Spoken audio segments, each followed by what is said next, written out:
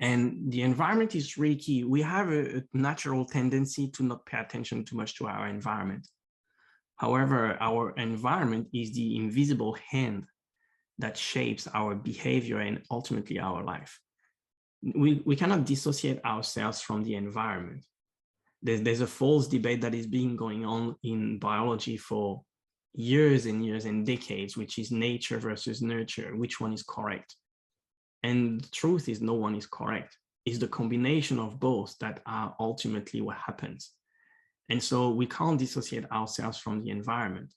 And so how we react or respond to an environment is really key in order to help us live by design. We need to become aware of who we are, but we need to also become aware of how we interact with our external environment. And there's many ways to think about it, but the simplest way I can think about it is to look back to the Stoic philosophy about the circle of concern and the circle of influence. That's the easiest way to depict it. And so I'm just going to briefly re-explain the two: circle of concern and circle of influence. So here we have the circle of concern. The circle of concern is all the things we pay attention to, the things that we get worried about, the things that we think we need to do something about it. But very often we have very little power to influence.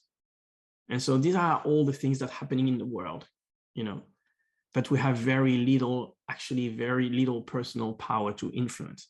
And so if we get trapped into our circle of concern and we have a very small circle of influence is basically three things. We can only change three things: our perception, our decisions, and our actions. This is our circle of influence. But if we spend our day getting consumed in our circle of concern by all the things that goes around that we can't do anything about it, ultimately we feel hopeless and helpless. And that's not very good for ourselves. That's not very good for our confidence. That's not very good for our sense of meaning and purpose. And as Marcia said at the beginning, that's not very good for our immune system either, because we cannot depress our immune system. We feel worthless. So putting too much focus and attention onto our circle of concern and having a very small circle of influence is not going to get us anywhere, and it's definitely not going to help us live by design. This is more going to be live by default. Now we have the opposite side. If we have a very little circle of concern and a very big circle of influence, so that means if we are a very big circle of influence, is we focus on what we think, what we decide, and what we can do. But because we have a very little circle of influence, that means we don't care about anything else about ourselves. We become very narcissistic. That's not getting us to live by design and make contribution either, because basically it doesn't mean we don't care about the rest of the people. We don't care about the world. So here we're absolutely self-centered. Here we become absolutely altruistic. And none of them are sustainable in order to achieve a fulfilling and meaningful life and make our contribution. So what we want to do is we want to have a circle of concern that is a little bit bigger than our circle of influence. And we want to continue to grow that circle of concern, and that's going to create tension for us in order to grow our circle of influence.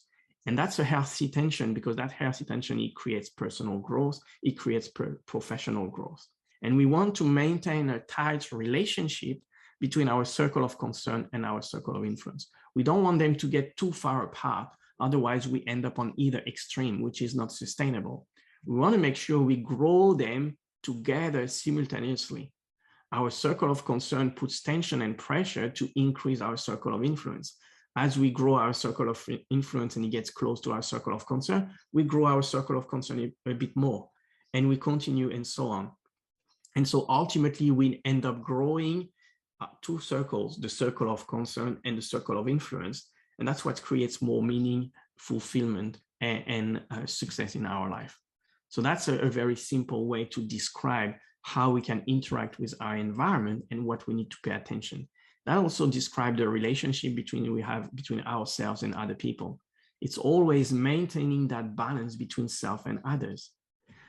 The first circle here, a huge circle of concern and small circle of influence. Everything is focused on other people. At some point, we're going to feel that we're sacrificing ourselves.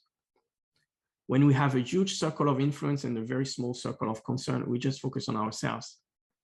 We cannot distance ourselves from other people. We're going to feel ultimately isolated and disconnected. It's not going to work either. The optimal solution is to grow the two circles to maintain that balance between self and others, and continue that to grow that interaction and influence between self and others. So how can we do that? Well, there's a few different ways we can think about it. First is we want to make space and time for what we want to experience more of in life. So if you want to experience more of certain aspect of life, you want to make sure that there is space and time in your life currently, or you're going to design consciously space and times to be able to experience more of what you want. Sometimes we need to let go of things and people that do not serve us anymore. It's about cutting the ties to physical things that we don't need anymore and letting go on their journey. Sometimes it's about cutting the tie with some people that don't resonate with us anymore at what level we are. And we just need to let go and go on their journey so we can open the time and space for new people to come in that are going to be more supportive or more conducive or where we want to go in our own journey. And the third aspect is also about surrounding ourselves with the resource we need to achieve our goal.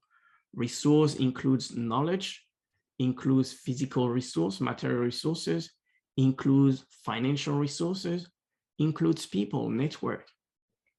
And so these are the three key points that we can play between our circle of concern and our circle of influence to maintain that tight relationship. Makes more space and time for what we want to experience. Let go of the things that do not serve us anymore and that we don't need anymore.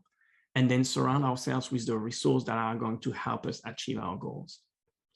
So here are three questions for you to look around your life currently to play around this concept of the circle of influence and circle of concern. The first question is, how can you optimize your environment to live by design? This is about focusing a bit more on your environment and what can you do right now to start to optimize it a bit more in order to live by design and achieve the success and the goals that you want. The second question is, what can you bring in your environment that is going to ultimately help you move towards what you want to achieve, living by design, having more success, fulfillment, empowerment, and impact. And then the opposite question would be, what can you remove from your current environment that is not conducive for you to move towards where you want to go?